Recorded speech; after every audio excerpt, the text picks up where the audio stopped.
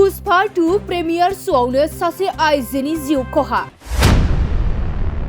आलु अर्जुननि मुंदांखा सावथुन पुष्पा 2 नि प्रीमियर श'आव सासे आइजोनि जिउ खहा आरो सासे उन्दै गथ'साया गोब्राब जोखोम।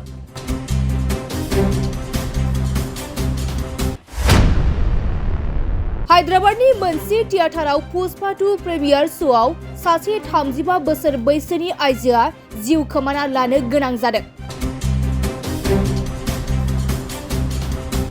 नंगौ, पुष्पा 2 प्रीमियर श'आव मोनसे दुखुनांथाव जाथाय। हायद्राबाद चिकारपेलिनि सन्ध्या सिनेमा हलाव आलु अर्जुननि मुंदांखा सावथुन पुष्पा 2 नि प्रीमियर श'नि समावनो सासे आइजोनि जिउ खहा जादों आरो सासे उन्दै गथ'साया गोब्राब जोखोम जादों होनना बे समाव मिथिनो मोननाय जादों।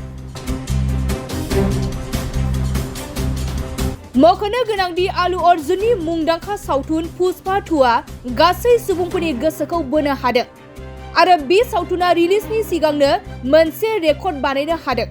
नाथाय बे समावनो सासे आइजोआ गावनि जिउखौ खोमाना लानो गोनां जायो। मिथिनो मोननाय बायदिब्ला थांनाय बुधबारनि थामहिनबा मैयानि मोनाबिलि समाव हायद्राबाद चिकारपेलिनि सन्ध्या सिनेमा हलाव पुष्पा 2 प्रीमियर श'नि समाव पुष्पा 2 सावथुननि गाहाय फावखुंगुर आलु अर्जुननि मोनसे नुथायखौ नायनो थाखाय गोबां सुबुंफोरा थुबुर जादोंमोन आरो थियेटारनि बायजोआव गोबां बेले-बेजे सोमजिनायलाय थियेटारनि गाहाय दरखंआव होंगो-दोंगोनि नारसिननायाव सासे आइजोआ गावनि जिउखौ खोमाना लानांदोंमोन आरो बिथांनि 9 बोसोर बैसोनि फिसाज्लाया गोब्राबै जोखोम जायो।